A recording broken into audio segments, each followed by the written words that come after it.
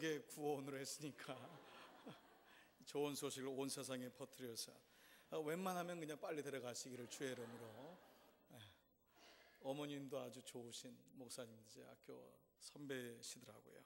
고맙습니다. 우리 한번 크게 한번 아멘 하십시다. 할렐루야. 자, 옆에 분하고 한번 축복합니다. 축복합니다. 잘 오셨습니다. 한번 인사합시다. 감사합니다. 여러분 축복합니다. 잘 오셨습니다. 감사합니다. 오늘 에베소서 5번째 말씀, 부르심을 통해 움츠린 날개를 펴라 라는 제목으로 말씀을 좀 나누겠습니다. 요즘이 우리 자녀들의 졸업 시즌이죠. 우리 교우님들도 또 주일날 졸업을 하는 분들이 있어서 아웃 오브 타운을 또 하게 되고, 또 아마 또 오늘이 우리 또 메모리얼 또 연휴이기 때문에도 또 이 졸업하고 또 맞물린 가정들도 있더군요.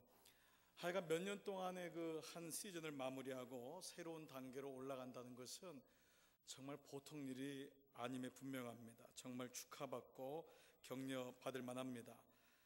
또 자녀들을 고등학교에서 중학교, 고등학교에서 대학교, 대학에서 대학원이나 사회로 우리 보내는 여러 학부모님들의 우리 수고를 주님의 이름으로 올려드립니다. 하여간 우리 아이들이 이곳에 태어났거나 어렸을 때 왔다 하더라도 이 낯선 땅에서 이런 과정을 마치고 참 이 졸업을 하는 아이들의 애씀을 보면은 마음이 짠합니다. 정말 우리 아이들 참 대단합니다. 이런 많이 축복해 주시기를 부탁합니다. 이렇게 졸업 시즌이 되면은 아마 여러분도 그렇겠지만 저도 늘 생각이 드는 게 그 학교를 다니던 그 학창 시절입니다. 6.25 동란이 나면서 1954년부터 한 9년, 10년 차가 베이비 붐 시대입니다. 갑자기 가족들을 잃고 자녀가 줄어가지고 아이를 낳아야 되겠다고 하는 이 본능적인 이 힘이 발휘된 게 바로 베이비 붐 시대라고 하죠. 그래서 고 1954년부터 한 10년, 9년 사이를 그 한국의 베이비 붐 시대인데 아이들이 정말 많았습니다. 제일 많았고, 그때 태어난 사람들이 아주 이 경쟁이나 이 본능이 굉장히 강할 수밖에 없었던 게, 가난하고 서러운 나라에서 노력해가지고 이겨나가야 하는 역사적 사명을 띠고 이 땅에 태어나신 분들이기 때문에 참 그때가 참 그 힘들었던 때입니다. 가장 대표적인 때를 보통 5.18년 개떼라고 하는 거를 그런 또 의미로도 얘기를 하죠. 그런 시절에 어릴 적부터 하여간 귀에 못이 받도록 들었던 얘기가 있습니다. 교실 벽에도 책상 앞에도 두고 봤던 게 뭐냐, 천재는 99%의 노력과 1%의 영감으로 태어난다고 하는 시잘데없는 얘기를 굉장히 많이 들었습니다. 이 천재는 당연히 될 수도 없고 또 되고 싶지도 않았지만은 그야말로 그 역사적 사명을 띠고 이 땅에 태어났기 때문에 하여간 부단히 하여간 20과목이 넘는 과목을 정말 공부를 했습니다. 노력을 했죠. 그렇다고 물론 노력한다고 해서 또 공부가 잘 되거나 등수가 올라가냐, 그것도 아니었습니다. 그렇게 대학에 들어가서도 또 죽어라고 암기하고 죽어라고 공부를 하는 것 같았는데, 아마 여러분도 그랬으리라 생각이 드는데, 저는 그때 그런 생각이 들더라고요. 야, 이게 인생이면은 이게 뭘까라는 생각이 들더라고요. 아무래도 1등은 정해졌고 꼴등도 거의 동일한 사람이 하고, 이렇게 인생이 밋밋하고 재미없는 이 반복의 노력의 반복일까. 무엇보다 돌아서 보니까요, 그 시간은 가장 그 청춘 같은 시간이고, 가장 어찌 보면 영감이 가장 많이 이렇게 개발되는 때인데, 어떤 시절보다도 막혀 있었고 매여 있었던 시대가 그 시대가 아니었나 생각이 들었습니다. 물론 인생에는 이 같은 노력이 분명히 중요합니다. 그렇지만 정말 그 에디슨의 그 말한 의도가 99%의 죽으라고 하는 노력과 그 사람에게 1%의 운이 따르는 영감일까라는 생각이 들었습니다. 그런 그가 초등학교를 중퇴하고 그 발명의 영에 붙잡혀가지고 그렇게 평생 발명하는 기쁨, 그런 결과를 가졌을까, 이런 생각이 들었습니다. 정말 그가 무엇을 강조하려고 했을까? 우리는 그의 인생을 조금만 봐도 그가 말했던 99%의 노력이라는 것이 학교의 정기적인 등수나 아니면 우리가 말하는 어떤 제도적인 어떤 그러한 성적의 울타리에서 적용되는 것은 아니라는 것을 알 수 있습니다. 그런데 그 에디슨이 생전에 직접 썼던 메모와 일기를 중심으로 해서 그의 오리지널한 생각과 그의 사고, 그 삶을 추적하여 쓴 책이 바로 에디슨의 메모라고 하는 책입니다. 일본의 미래학자였던 하마다 이 가즈유키시라고 하는 분이 쓴 책인데, 그는 이 에디슨의 말은 99%의 노력과 1%의 영감이라는 것이 오랫동안 특별히 일본과 한국에서 오해되어 왔다는 것을 얘기합니다. 원래 이 에디슨의 원래 의도는 뭐냐? 99%의 노력이 아니고 1%의 영감을 얻기 위한 99%의 노력이 맞다는 것입니다. 99%를 노력한 사람에게 1%의 영감이 오는 것이 아니라 1%의 영감을 얻기 위해서 99%를 노력하는 것이 에디슨의 말이었다는 것입니다. 이 하마다 씨가 쓴 원래 에디슨이 주창했던 얘기를 이렇게 얘기합니다. 1%의 영감을 위한 99%의 노력의 힘을 무시하는 것은 결코 아니지만 인생은 그 어떤 것도 노력만 가지고서는 안 되는 것이 인생입니다. 풀리지 않는 문제를 놓고 혼자 끙끙대고 힘을 기울여 노력합니다. 그러나 이것만으로는 되지 않습니다. 수많은 실패와 좌절을 통과하면서 결국 하늘로부터 한 영감이 주어지면은 문제가 풀려지는 이치가 이것입니다. 노력을 위한 노력이 아니라 영감을 위한 노력이 되어야 한다는 것입니다. 이 사람의 말을 가만히 돌아보니까 이 말이 맞는 게, 인생의 진짜 백미는 뭐냐? 노력, 레이버가 아닌 인스피레이션, 바로 영감이라는 차원에서 봐야 한다는 것입니다. 얼마나 수많은 사람의 영감을 잃어버리고 살고 있습니까? 오늘은 사실 성령 강림절기의 첫 주일입니다. 성령 강림절기라는 것은 인간의 애씀과 노력이 아닌 우로부터 부어주시는 하나님의 접촉하심, 하나님의 접속된 사람들에 의해서 이 세상이 어떻게 움직여지는가를 보여주는 것이 바로 성령 강림절기입니다. 이런 의미에서 교육가였고 시인이었던 예이츠가 이런 얘기를 했습니다. 교육이라는 게 뭐냐? 양동이에다가 물을 퍼주어서 채워주는 게 아니라 아이의 심령에 불을 붙여주는 것이다. 100% 동감합니다. 아이들에게 무엇을 외우게 하고 그 잘 외운 것 때문에 등수를 매겨주는 것이 아니라 그 아이에게 공부의 목적과 동기가 뭔지, 그 아이에게 숨겨져 있는 다른 사람들이 그 아이조차도 보지 못하는 하나님의 영감을 쳐줘야 한다는 것입니다. 그래야지 그 인생이 결국 하나님이 기뻐하는 인생을 살고 또 하나님께서 기뻐하는 날개짓을 하면서 행복한 인생을 살 수 있다는 것입니다. 저는 우리 아이들이 이렇게 졸업을 하고 진급을 하는 걸 보면서 부디 우리 아이들이 거장이 되기를 바랍니다. 그 거장이란 건 등수의 거장 이상으로 학교와 제도가 무시되면 안 되지만 그 이상을 뛰어넘는 하나님의 영감을 가진 하나님의 사람들, 거목이 일어나기를 여러분 가정을 위해 주의 이름으로 축복합니다. 그러나 이것이 우리 자녀들의 얘기만 아니겠습니까? 인생을 50살든 60살든 70을 살든 어른의 이야기도 마찬가지입니다. 오늘 이런 가운데 우리가 보게 되는 오늘 에베소서 4장은 에베소서의 전반적인 구성이 1장부터 3장까지가 독트린입니다. 교리고요. 그 다음에 4장부터 6장이 프랙티스, 바로 실제적인 삶에 대한 얘기를 합니다. 그래서 오늘 에베소 4장은 어떻게 하면 그리스도를 영접하고 행복한 인생을 살 수 있느냐라고 하는 실제적인 부분을 얘기하고 있습니다. 그런데 오늘 우리가 읽었던 4장 1절 6절을 보면은 에베소 교회는 행복과는 좀 거리가 먼 혼란스러운 과정을 겪고 있다는 것을 알게 됩니다. 그러면 이 문제의 근원이 뭘까? 이 에베소 4장과 5장 6장을 쭉 보면은 이 문제의 근원이 우리가 만났던 에디슨에 대한 오해와 별을 다를 바가 없다고 하는 것을, 이 느낌을 지울 수가 없습니다. 자, 먼저 4절 5절에는 이 에베소 교회가 가지고 있는 문제가 뭔지를 얘기하고 있습니다. 보시겠습니다. 같이 한번 읽겠습니다. 시작. 몸이 하나이요 성령도 하나이니 이와 같이 너희가 부르심의 한 소망 안에서 부르심을 입었느니라. 주도 하나이요 믿음도 하나이요 세례도 하나이요. 여러분 이미 짐작하시겠죠? 갈라졌다는 것입니다. 이게 한 집에 살고 한 교회 안에 있고 너희가 분명히 둘이 아니라 하나인데 이상하게 문제가 생겼다는 것입니다. 틀린 게 아니고 다른 건데 이게 뭐가 문제가 있어서 지금 믿음도 하나고 주도 하나고 세례도 하나인데 왜 이렇게 갈등하느냐라고 묻는 것입니다. 이런 모습 보면은 초대교회에 드러난 일반적인 문제는 두 가지입니다. 첫 번째 뭐냐 하면 교회 바깥에서 일어난 문제입니다. 예를 들면 유대교회에서 회심해서 그리스도인이 된 이 주이시 크리스천들의 문제는 뭐냐? 할례까지 교회로 가지고 들어온 거잖아요. 할례 받아야지 예수 믿는 거다. 이 말도 안 되는 이론을 가지고 들어온, 또 영지주의라는 게 뭐냐 하면 그저 영적인 거, 그렇게 모양이 비슷한 거는 다 좋은 거다. 우리 육은 부정되는 것이다. 이런 어처구니 없는 이론을 가지고 교회로 들어오다 보니까 교회 바깥에서 일어난 문제가 있었습니다. 그런데 이 문제는 교회 밖의 문제만이 아니었습니다. 당연히 이 문제가 안으로 들어오다 보니까 이 문제를 가지고 답이 없는 싸움을 하기 시작했습니다. 그러다 보니까 부부끼리 싸우고 직분자끼리 싸우고 목사끼리 싸우는 일이 일어난 거예요. 두 번째는 교회 안에서 일어난 문제가 뭐냐? 이 복음을 가지고 신앙생활 하는데 엉터리 같은 문제를 가지고 갈등하게 되는 겁니다.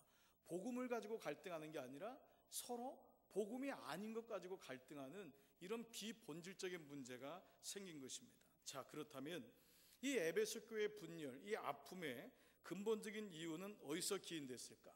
먼저 바울은 4장에서 또 하나의 단어, 에베소서를 관통하는 네 번째 단어를 제시합니다. 첫 번째 단어가 뭐였죠? difference, 다름. 두 번째 뭐였죠? in Christ, 예수 안에서. 세 번째는 뭐였죠? suffering, 고난이었죠. 감사합니다, 여러분. 네, 이렇게 잊어주시는 은혜를 갖는다는 건 정말 하나님의 은혜가 아닐 수 없습니다. 그 다름, in Christ, 그리고 세 번째 고난, 그리고 오늘 네 번째 사도 바울이 제시하는 단어는 바로 합당하게라는 말입니다. 1절에서 이 얘기를 하고 있습니다. 그러므로 주 안에서 갇힌 내가 너희를 권하노니 너희가 부르심을 입은 부름에 합당하게 생각하여 I urge you to live a life worthy of the calling you have received. 이미 받은 그 부르심에 live a life worthy, 가치 있게 살아라. 빌립보서 1장 27절에도 이런 말씀을 합니다. 오직 너희는 그리스도 복음에 합당하게 생활하라. Whatever happens, 무슨 일이 있든지 conduct yourselves in a manner worthy of the gospel of Jesus Christ. Live a life worthy, 가치 있게 살아라 정도가 영어의 번역입니다. 그런데 이 단어의 원래 원어인 히라버는 어떤 단어냐 하면 악시오스라고 하는 단어입니다. 이 악시오스란 말은 그저 가치 있게라고 하는 말로는 좀 번역이 어렵습니다. 이 말은 뭐냐 하면 뭐뭐에 걸맞게, 뭐뭐에 어울리게. 그래서 합당하게라는 말이 한국말로는 참 잘 좋은 말이죠. 걸맞게. 너가 누군 줄 아느냐? 너가 지금 어떤 사람인 줄 아냐? 우리 부모들이 자녀를 향해서 자녀가 자꾸 의기소침하니까 너 이러면 너 아빠 엄마가 너를 어떻게 낳았는데 어떻게 길렀는데 네가 왜 그래? 그러면 안 되지 라고 하는 겁니다. 너답게 살아라는 거예요. 그런데 어디에 맞게, 어디에 너답게 살아야 되느냐? 그 앞에 나온 게 뭐냐? 부르심에 합당하게, 콜링에 합당하게 살아야 한다는 것입니다. 우리는 이 장에서요, 이 부르심이 소명, 콜링이라는 것을 알았습니다. 이 콜링이라는 게 뭐냐? 소명이 뭐냐?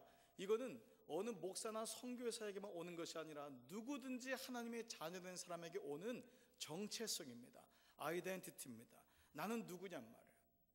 나는 왜 사느냔 말이에요. 나는 왜 지금 여기 있느냔 말이에요. 나는 지금 왜 아기를 낳았죠? 나는 왜 가정에 있죠? 나는 지금 이 공부를 왜 하고 있죠? 바로 콜링은 Y입니다. 그런데 그 Y라는 것은 근본적으로 내 안에서 답이 나올 수가 없습니다. 여러분 아무리 둘이 만나가지고 왜를 물어보십시오. 답이 안 나옵니다. 내가 이 땅에 태어난 것 자체가 내가 원해서 태어나지 않았습니다. 여러분 짭을 여러분들이 원해서 갖는 사람이 몇 명이라고 생각하십니까? 대학에서 공부한 걸 가지고 인생에 짭을 갖는 사람이 많다고 생각하십니까? 대부분 그렇지 않을 수 있습니다. 그렇기 때문에 우리 스스로가 why를 물어봐야 되는데 그 why는 어디서부터? From God, from make, 나를 만드신 분, 바로 그분을 찾는 것이 바로 소명이라는 것입니다. 이 why가 클리어되지 않으면 how를 살 수가 없습니다. 그렇지 않습니까? 내가 이 가게를 왜 해야 되는지를 알지 못한 사람은 어떻게 하는지에 대해서 열정이 나올 수가 없는 것입니다. 그런 의미에서 why는 너무도 중요한 정체성, 콜링입니다. 지금 바울이 뭐라고 하냐? 에베소 교회 문제는 어떤 갈등의 문제가 아니라 바로 정체성, 어디서 왔느냐? 부르심의, 소명의 불확실성에서 왔다는 것입니다. 그러니 너희가 만일 이 부르심의 영광과 신비를 알기만 한다면 이렇게 살지 않을 거라는 거예요. 이렇게 갈등하고 이렇게 싸우면서 인생 소비하지 않을 거라는 거예요. 그래서 부르심에 합당하게 신분에 맞게 어린아이처럼 살지 말고 장성한 분량에 이르는 온전한 사람으로 살아라. 이게 지금 바울의 말입니다. 13절 14절 다 같이 한번 읽습니다. 시작. 우리가 다 하나님의 아들을 믿는 것과 아는 일에 하나가 되어 온전한 사람을 이루어 그리스도의 장성한 분량이 충만한 데까지 이르르니 이는 우리가 이제부터 어린아이가 되지 아니하여. 이 결과는 어떤 조건이 있냐 하면 부르심을 알면은 장성하게 살 수 있다는 것입니다. 쉽게 말하면 이겁니다. 왜 둘이서 싸우느냐? 둘 다 어린아이이기 때문에 싸우는 겁니다. 한쪽만 어른이면 절대 싸움은 일어나지 않습니다. 철없이 졸어든 아이하고 싸우는 엄마는 없습니다.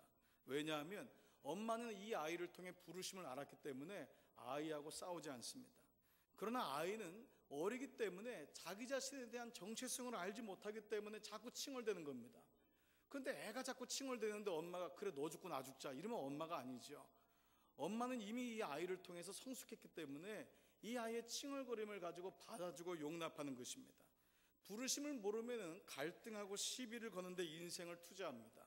그러나 부르심을 알게 되면 어떻게 사는지를 알기 때문에 참게 되고 품게 되고 초월하게 됩니다. 이것이 바로 장성한 분량에 이르는 합당한 생활, 가치가 있는 삶입니다. 여러분, 종업원끼리는 싸우지만요 오너는 싸우지 않습니다. 왜냐하면 오너는 이 기업의 부르심이 무엇인지를 알기 때문에 싸우지 아니하고 이걸 통과해서 더 나은 길로 가는 이유가 그것입니다. 그래서 이 부르심에 대한 이유가 분명하게 되면은 그 복음에 맞는 삶을 살 수 있는 실천 가능한 방법이 나옵니다.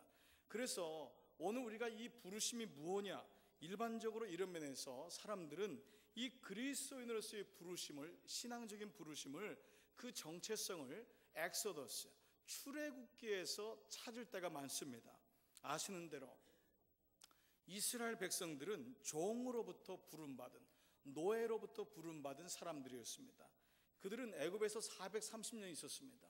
아버지도 종이고 할아버지도 종이고 증조 할아버지도 종이고 고조 할아버지도 종입니다.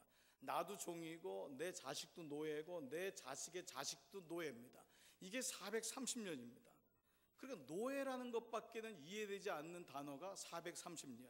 그런데 그런 노예로 완전히 젖어 있었던, 운명에 갇혀 있었던 이스라엘 백성을 하나님이 불쌍히 여기셔서 부르십니다. 그래서 이제 이들에게 불편함도 있고 어려움도 있겠지만은 이 광야 잘 통과해서 가나안 땅에 가게 하는 게 내가 너희를 부르신 사명이다라는 것을 깨닫게 합니다. 마침내 하나님은 모세를 통해서 시내산에서 율법을 주고 커버넌트, 계약을 맺습니다. 이스라엘 백성, 너희는 내가 선택한 백성이야. 너 다른 백성들이 꼼짝 못할 거야. 너 내 말만 듣고 따라 나와. 애굽에서 나온 것입니다. 그래서 그 당시 우리는 노예, 종이었고 그분은 주인이셨습니다. 이것이 구약에 나타난 하나님의 부르심입니다. 하나님의 부르심. 그런데 이미 여러분과 제가 복음을 알고 있기 때문에 복음은 이것만으로 만족하지 못한다는 것을 알게 됩니다. 왜냐하면 이것은 종과 주인의 관계예요. 계약의 관계이기 때문에. 바로 이것이 율법의 삶으로 인도하기 때문에 이것이 첫 번째 이스라엘 백성에게 주신 거지만 완전한 것이 아니라는 것입니다.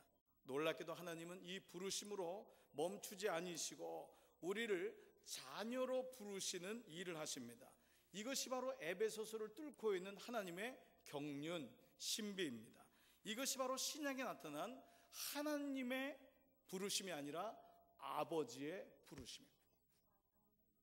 더 이상 우리가 종이나 노예가 아닌 자녀라는 것입니다. 이 아버지의 마음을 증명하기 위해서 당신은 우리를 향한 부르심을 십자가에서 친히 증명하셔 보여주십니다. 베드로전서 2장 24절 다 같이 한번 크게 읽습니다. 시작. 그분은 우리 죄를 당신 몸에 친히 지시고 십자가에 달리셔서 우리로 하여금 죄의 권세에서 벗어나 올바르게 살게 하셨습니다.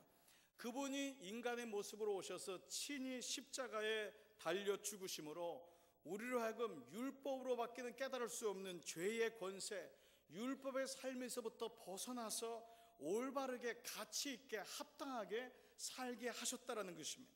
즉 구약의 종으로부터의 부르심을 받은 사람이 아니라 이제는 자녀로 부름받은 사람이 되었음을 얘기합니다. 그래서 자녀가 되었으니까 자녀답게 올바르게 값있게 합당하게 살아라, 바로 이것을 가리켜서 은혜의 삶이라고 합니다. 율법의 삶에서 은혜의 삶으로 건너가게 된 것입니다. 내가 누구냐? 종이 아니라는 것입니다. 내가 누구냐? 노예가 아니라는 것입니다. 우리는 로마서에 나와 있는 양자를 어답트라고 생각해서 꼭 마치 친자식이 아닌 사람을 어답트하는 것으로 이해합니다. 이것이 아주 전적인 한문의 번역의 오해입니다. 오인입니다.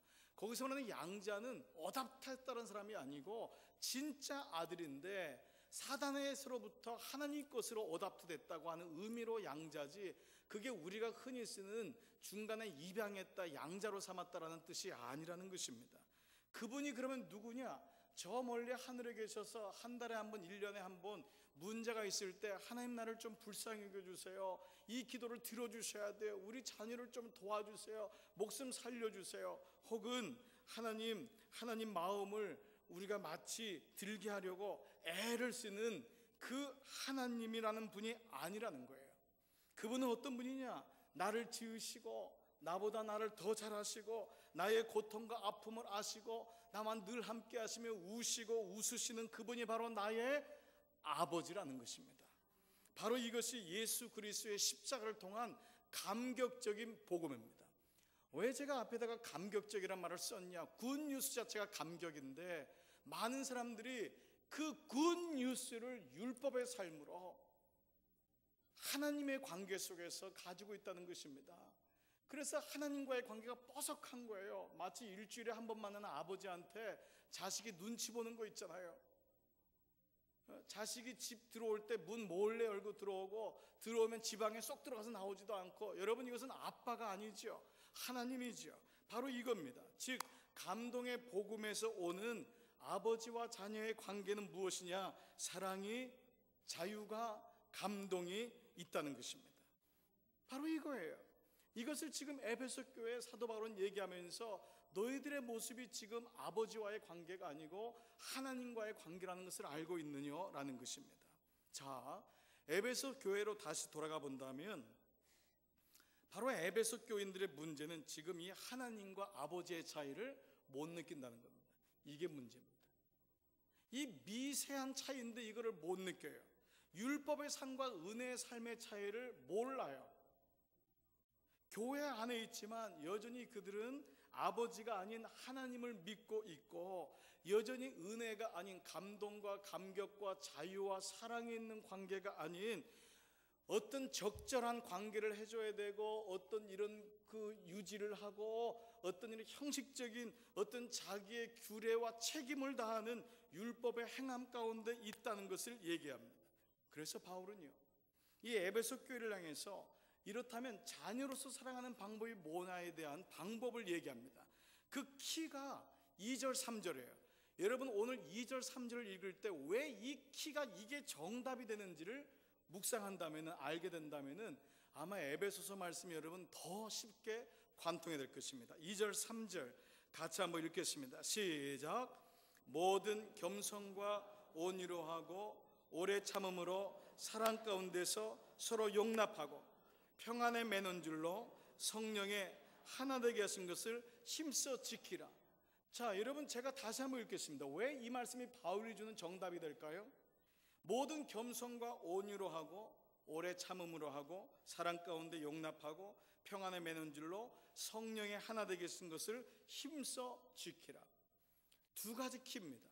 한 가지 키는 먼저 이 구절에서 등장하는 단어 겸손, 온유, 오래 참음, 사랑, 용납, 평안은, 이 단어는 본질적으로 여러분과 제 안에는 없는 단어라는 것입니다. 아멘을 하셔야지 다음에 들어갑니다. 네, 이 단어는 여러분에게 본시적으로 없어요. 찾아볼 수가 없는 단어입니다. 자, 제가 확인 사살을 해드리겠습니다. 여러분은 절대 겸손하지 않은 거 아시죠? 아멘. 네, 앞에 사람이라도 아멘 좀 하세요. 네, 여러분 절대 온유하지 않은 거 알죠? 네, 오래 참습니까? 아유, 오래 참기는요. 사랑하십니까 진짜? 아닙니다. 용납이 안 돼요, 여러분. 여러분 무슨 용납하세요? 제가 무슨 용납해요? 말만 하는 겁니다. 속으로는 부글부글 끓어요. 평안한 것 같은데 아니에요. 왜냐? 이 단어는 본질적으로 우리 안에 있는 단어가 아니에요. 이 단어는 이미 갈라디아에서 바울이 이것은 성령의 열매라는 것을 얘기를 했어요. 성령의 열매라는 것은 성령과 접속될 때만이 생기는 fruit이라는 거예요. 이건 내 안에서 노력해서 사랑해야지, 그 인간을 용납해야지, 평안해야 돼, 나는 평안해야 돼, 주문해온다고 되는 것이 아니라는 거예요. 애쓴다고 되는 게 아니라는 거예요. 성령님으로부터 나와야지, 성령님과의 만남이 있어야지 그때 맛을 보고 성령님의 지배 안에 깊이 들어가야지 이 열매가 유지된다는 거예요. 갈라디아서 5장 22절. 그러나 성령님이 지배하는 생활에는 사랑과 기쁨과 평안과 인내와 친절과 성과 신실함과, 성령님이 지배해야지. 지배한다는 건 뭐냐? 완전히 나를 죽이고 내 위에서 주인 노릇을 해야지만 이게 나온다는 것입니다. 많은 사람들은 착각해요. 내가 굉장히 온유하다고, 내가 굉장히 기뻐하고 평안하다고. 여러분 절대 속으면 안 됩니다. 여러분 자신에게도 속지 마시고 다른 사람에게도 여러분의 그런 모습을 보여주시면 안 돼요. 하나님의 은혜만 있어야지 이 열매가 나타난다는 거예요. 그런데 지금 바울이 에베소 교회를 향해서 뭐라고 하냐? 두 번째 키는, 그러면 어떻게 살아야 되느냐? 열심히 노력해서 하나 되는 삶을 만들어라, 그렇게 살아라라고 하지 않습니다. 이게 모든 가정들의 비극입니다. 많은 사람들이 열심히 노력하면 된다고 생각해요. 그래서 남편을 아내로 아이를 막 노력해가지고 내가 그렇게 하면 그렇게 만들어진다고 생각해요. 그래서 우리 아빠는 그 말은 뭐예요? 내 작품이란 말입니다. 내 자식이 작품이라는 거예요. 여러분 절대 사람은 노력해서 만들어져서 이루어지는 존재가 아니에요. 오늘 성령께서 뭐라고 하시냐면 이미 하나 되게 하신 것을 믿고 성령 안에서 그분이 하는 일을 마음을 다해서 너는 그저 지키기만 하면 된다는 거예요. 이게 뭐냐 하면 교회의 평안, 가정의 행복, 개인의 행복은 만들어서 되는 것이 아니라 성령님과 접속될 때만이, 성령 안에서만이 이루어진다는 것을 얘기하고 있는 거예요. 이거를 지금 에베소 교회를 얘기해요. 그것은 무슨 말이냐면 에베소 교회는 지금 과도한 인간의 노력이 들어간 거예요. 그래서 그 안에서 율법적인 삶으로 계속 가게 되는 거예요. 사람이 지금 자기가 좋을 땐 이 사람한테 오피니언을 얘기하고 어드바이스 할 수 있지만 그 사람이 항상 교사 노릇할 수가 없어요. 그러면 이 사람이 또 볼 땐 저거 뭐야, 옛날에 나한테 그렇게 얘기하더니 지금 보니까 형편없네. 사람이 만들어지는 게 아니라는 것입니다. 전적인 하나님의 은혜로 그 주신 것을 힘써 지키라. 성령께서 그 가정을 주셨음을, 부르심을 깨닫고 너는 할 것은 성령님의 은혜를 지키라는 거예요. 그거라는 것입니다. 여러분 이것은 아주 미비한 차이 같아요. 근데 이때 오는 게 뭐냐? 복음의 본질인데 이때 드디어 노입, 자유함과 평안함을 이때 알게 돼요. 사람은 만들어서 된다면 여러분은 평생을 고통 속에 살아요. 그 인간은 여러분의 마음대로 절대 그렇게 안 됩니다. 지금 에베소 교회 안에 아주 미세한 문제가 있는데 그게 바로 뭐냐? 인간의 노력과 성령의 감동의 충돌입니다. 그런데 이 인간의 노력이 성령의 감동보다 앞서고 있다는 것입니다. 이건 아주 미세한 차이로 보일 수 있지만 이 작은 차이가요, 인생을 율법의 삶으로, 인생을 은혜의 삶으로 나누는다는 것입니다. 예를 들면은 마치 런던에서 출발하는 한 배가 승객이나 선원들이 전혀 모를 정도로 3도만 살짝 밑으로 바꿉니다. 아무도 눈치 못 챘어요. 그런데 10시간 후에는 보스턴으로 가야 될 배가 쿠바로 가 있는 것과 마찬가지입니다. 처음에는 모르는데 그 삶이 결국은 엄청난 결과를 만든다는 것입니다. 바울은 이 율법과 은혜의 차이가 얼마나 큰지를 누구보다 몸으로 경험했던 사람이었습니다. 그렇기 때문에 이렇게까지 목숨을 걸고 얘기하는 이유가 뭐냐? 율법의 삶이라는 게 얼마나 무서운지를 얘기하고 있습니다. 그는 22절 24절에서 이렇게 얘기해요. 너희는 유혹의 욕심을 따라 썩어져가는 구습을 쫓는 옛사람 벗어버리고, 옛사람이 내 안에 있어요. 그게 뭐죠? 내가 주인 되고 내가 해보려고 하는 옛사람이 있는데 이걸 벗으라는 거예요. 오직 마음의 영, 심령으로 새롭게 되어 하나님이 주시는 그 은혜를 따라 진리의 거룩함으로 지으심을 받은 새 사람을 입으라. 무슨 말이냐? 마음의 영이 새롭게 되기 위해 하나님의 진리와 거룩의 영으로 옷 입어야 된다는 거예요. 마음의 영이 임해야 된다. 그 마음의 영이 새롭게 되어야 된다는 것입니다. 자, 처음에 말씀드렸듯이 에디슨의 99%의 노력과 1%의 영감의 의미가 1%의 영감을 얻기 위한 99%의 노력이 그것이 의미가 있다라는 말씀을 제대로 적용한다면 아마 여러분도 이 사람이 떠오를 것인데, 저도 떠오르는 사람이 누구냐? 바로 다윗이라는 사람입니다. 다윗은요, 애초부터 처음부터 어떤 노력도 가능하지 않은 환경에서 태어나서 자랐습니다. 그는 7 위의 형들로부터 인정받지 못했죠. 무엇보다 아버지로부터도 제외된 아들이었습니다. 어떤 아버지가 아무리 아들 8 중에 막내라고 해도 손님이 오고 왕이 된다고 하는데 그 아들을 똥치로 보냅니까? 양치로 보내고 나머지 7 아들은 지새끼라고 하는 아비가 어디 있습니까? 그만큼 소외받고 어릴 때부터 외롭게 사는 게 다윗입니다. 즉 자기의 환경이 자기의 노력으로는 해결될 수 없다는 것을 누구보다도 어린 시절부터 빨리 깨달은 게 다윗입니다.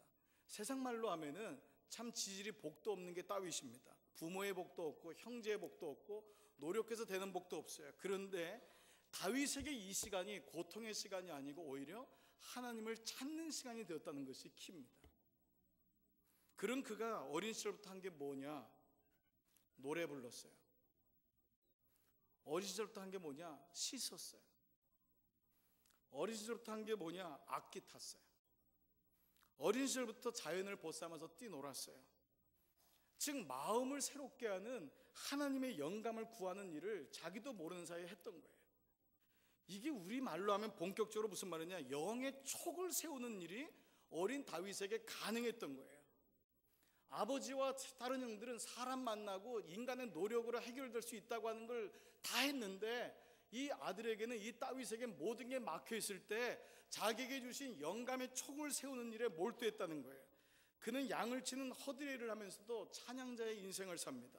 예배자의 삶을 살아요. 그는 똑같이 악기를 다루는데도 그의 수금을 들으면 귀신이 내쫓아갔다 그랬어요. 그리고 영감의 작은 조약돌로 거인 골리앗을 싸워 이기는 대승을 거둬요. 이유가 뭐지요? 영의 촉입니다. 감동입니다. 오늘 우리가 추구해야 될 게 뭐냐? 나이가 들면서 우리가 없어지는 게 뭐냐? 가장 안타까워지는 게 뭐냐 하면 종교적인 거룩이나 폼나는 점잖은 그것이 아니고 우리가 정말 염려하고 안타까워하고 가슴을 쳐야 될 것은 이 영감, 영적인 감성, 이것이 점점 죽어간다는 것입니다. 나는 오늘날 한국교회의 가장 연약한 마음이 뭐냐 하면 너무 거룩해지는 거예요. 영적인 감성이 사라지는 거예요.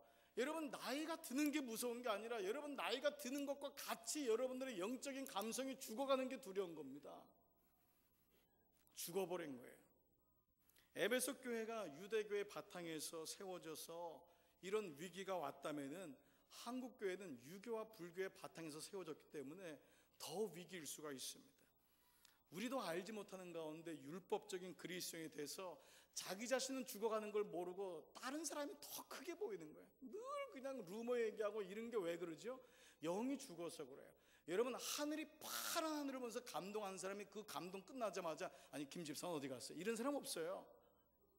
그 눈물에 젖은 사람은요, 자기 안에서 올라오는 그 감동과 감격을 이기지 못해요. 감동이 없으니까 사람들이 자질구레하고 비본질적인 것에 붙잡히게 돼요. 근데 이게 반복되면 무슨 일이 나냐면 영이 죽어요. 데살로니가서 5장 19절에 사도 바울이 이런 얘기를 잘 하는데, 오죽하면 이 데살로니가 교회는 신사교회입니다. 이 교회를 향해서 뭐라고 했냐면 너에게 한 가지 부족한 게 있다. 이거다, 이거. 그러면서 한 말이 뭐냐? 성령을 소멸치 말아라. 아무리 신사교회면 뭐합니까? 아무리 많이 배운들 뭐합니까? 내 안에 성령이 소멸되면은 그저 지식 창고에 불과한 겁니다. 근데 이 말이 현대인의 성경에 성령님의 활동을 제한하지 말아라. 우리 안에 하나님이 주신 감동이 있어요. 우리가 어느 날 나이 든다는 것 때문에, 내 직업 때문에, 내 유지 때문에, 신분 때문에 이걸 자꾸 내 안에서 제한하는 거예요. 감동을 안 받는 거예요. 더 이상 나가려고 하지 않는 거예요. 영어는요, do not put out the Spirit's fire. 하나님의 그 성령의 불을 끄집어내지 말라는 거예요. 이 말이 구약에서는 레위기에 제단의 불을 끄지 마라. 제단의 불은 항상 불타야 된다는 거예요. 영적인 감성, 영적인 그 감동, 성령님의 활동을 살리라는 거예요. 여러분의 지난 인생을 한번 보세요. 여러분이 그 우여곡절, 부부로, 여러분 개인으로, 여러분 자녀들 사업을 하면서 직장을 선택하시면서 그 어려운 난관을, 그 어려운 고비들을 어떻게 여러분 이겨나갔다고 생각하세요? 여러분 한번 돌아보세요. 여러분의 그 애씀과 노력이 과연 그것을 이기겠을까요? 가만 보면 오히려 여러분의 애씀과 노력이 더 문제를 복잡하게 하고 더 그거를 꼬이게 만들지 않았어요? 우리의 애씀과 노력이 그 어려운 과정을 통과한 게 절대 아니에요. 이건 사단의 전략이에요. 또 너가 똑똑하니까 이렇게 해결했다. 봐라, 너 그렇게 수완이 좋으니까 그 비즈니스를 그렇게 해결했지. 그래서 우리는 절대로 하나님 앞에 무릎을 안 꿇는 거예요. 하나님의 은혜라는 거예요. 그 하나님의 은혜를 깨닫게 해주는 게 누구냐? 성령님의 감동이에요. 근데 그 감동을 못 느끼면은 절대로 자기가 주인이 아니라는 걸 고백을 못하는 것입니다. 왜 믿음 생활이 종종 어떤 분들은 무거운 것이고 고리타분하고 또 해야 돼, 또 가야 돼 라고 생각할까요? 간단합니다. 성령의 감동을 못 느끼기 때문에. 감동을 못 느끼면 종교 생활로 들어갑니다. 기도가 종교 생활로 들어가면 그것처럼 곤욕이 없습니다. 왜 관계가, 좋아야 될 관계가 무기력하고 기쁨이 없고 행복이 없을까? 감동이 사라진 거예요. 설렘도 사라지고 섬김도 없고 배려가 사라졌기 때문이에요. 왜 적지 않은 그리스도인들이 삶 속에서 쉽게 무력하고 피곤을 호소할까? 바로 이것은 복음이 우리의 삶에서 또 다른 최선의 노력으로 변질되어 있기 때문이라는 거예요. 복음이라는 것이 또 다른 삶에서 또다시 하나님 붙잡는 게 아니라 자기의 최선을 붙잡는 것으로 변질되어 있다는 거예요. 여러분 지금 제 말씀을 이해할 겁니다. 여러분이 지금까지 애를 쓰고 노력한 것을 절대 폄하하는 것이 아닙니다. 저는 누구보다도 애를 쓴 사람입니다. 저는 누구보다도 치열하게 살았던 사람입니다. 그러나 복음 앞에서 그 치열하게 살았던 것이 얼마나 치졸한 인생이란 걸 날마다 깨달았습니다. 자녀는 잘 보이려고 노력하지 않습니다. 자녀이기 때문에 사랑받습니다. 애씀과 노력의 한계를 인식하고 진지하게 인생을 인정해야 됩니다. 왜냐? 애씀과 노력의 주인은 사실은 말로는 아니라고 하지만 그 안의 주인은 자기 자신이기 때문에. 겉으로는 회개한 척하고 겉으로는 아멘한 척하지만 절대 주인을 양보할 수가 없습니다. 그래서 거기에는 일시적인 보람과 성취감이 가끔 있어요. 그래서 사람들은 그 안에서 평화와 기쁨을 누리기를 원해요. 그러나 여러분 이미 경험했다시피 그건 오래가지 않습니다. 그 약 먹은 거하고 비슷해요. 또 다른 최선의 노력을 해야 된다고 하는 과중한 업무가 오기 시작합니다. 또 달려야지, 또 뛰어야지. 여러분을 메고 있는 율법의 경고함이 얼마나 큰지를 볼 때, 여리고성이라는 걸 깨달을 때 그 여리고성은 인간의 힘으로 깨지는 것이 아니라 하나님 말씀에 순복할 때 하나님이 무너뜨리는 사실을 분명히 인식할 때 우리는 율법의 경고함에서 나올 수 있습니다. 율법 아래에 있는 그리스도인이 있고 자유 아래에 있는 그리스도인이 있습니다. 선택해야 됩니다. 이것이 에베소 교회를 향한 말씀입니다. 여러분 가정이 두 가지입니다. 율법 아래에 있는 가정이냐 자유 안에 있는 가정이냐. 여러분 자녀도 똑같이 느낄 겁니다. 여러분 부모가 잘해주지만 율법 아래에 있다고 느끼든지 아버지를 아니면 사랑 안에 있다든지 자유 안에 있는 것으로 느끼게 되는 것입니다. 갈라디아서 3장에서요 바울이 이같이 얘기했습니다. 율법은 뭐냐? 그리스도께서 오실 때까지 우리에게 초등교사 역할을 하였습니다. 이게 몽학 선생이란 말입니다. 그런데 그 믿음이 이미 왔으므로 예수님이 왔어요. 우리가 이제는 초등교사 아래에 있지 않습니다.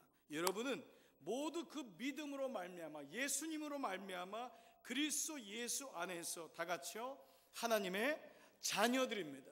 이게 지금 계속 반복되는 얘기입니다. 놀라운 사실입니다. 당신은 지금 하나님의 자녀라는 사실입니다. 세상은요 시도 때도 없이 하나님의 자녀를 아닌 것처럼 여겨요. 네가 무슨 하나님의 자녀야? 너는 종이고 노예인데.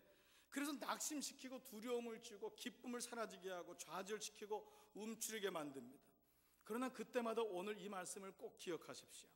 여러분의 부르심은 율법의 애씀이 아니고 여러분의 노력 때문이 아니고 자녀된 전적인 성령님의 은혜라는 사실입니다. 그 하나님의 영감을 날마다 경험해야지만이 자녀의 영이 살아납니다. 영감이 죽는데 어떻게 자녀의 영이 살아날 수 있습니까? 아버지와의 관계가 끊어졌는데 어떻게 자기가 자녀인 걸 알 수 있습니까? 예배 때는 자녀인데 나가면은 종으로 사는 이유가 대부분이 이 이유입니다. 날마다 하나님의 감동받는 것을 두려워하지 말고 열으셔야 됩니다. 김 목사님 앞에서 찬양팀이랑 얘기할 때 마음을 활짝 여십시오. 이런 얘기가 뭘 의미합니까? 그만큼 우리가 마음이 다치는 것이 급하다는 것입니다. 금방 다칩니다. 왜 이렇게 열리지 않죠? 나이가 들면 좀 너그러울 줄 알았더니 점점 더 이상의 고집도 생기고 한번 삐 까면은 돌아오질 않습니다. 이게 왜 이러냔 말이에요.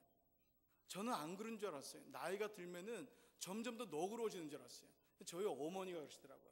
얘야, 아니더라. 80 넘으니까 진짜 고약하더라. 우리 어머니 직접 얘기해요.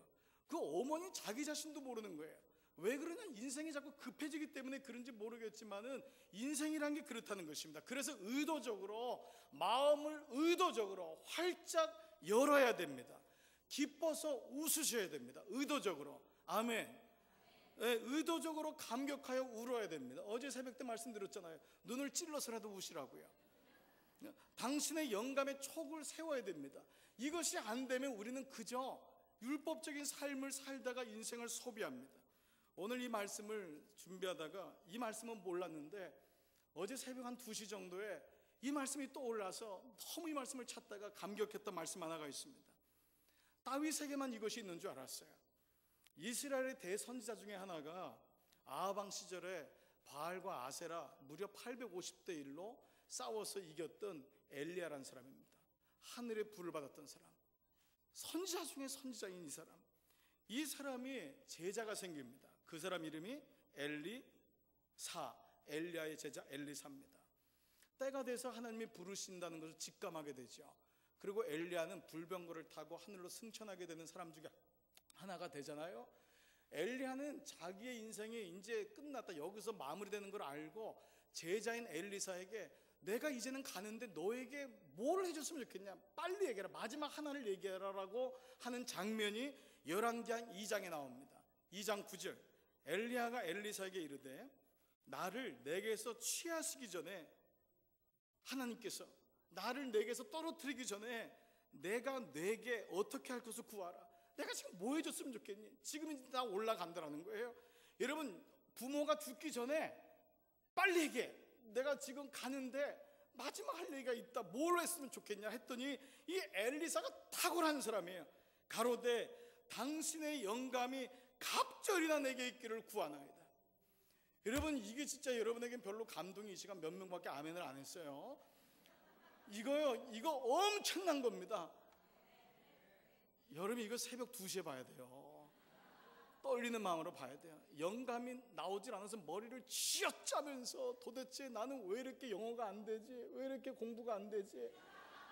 왜 이렇게 힘들지? 시집도 갈 수 있을까? 오늘 가게문은 닫는 거 아닐까? 나 가면은 잘리는 거 아닐까? 애들은 나에서 떠나는 것이 아닐까?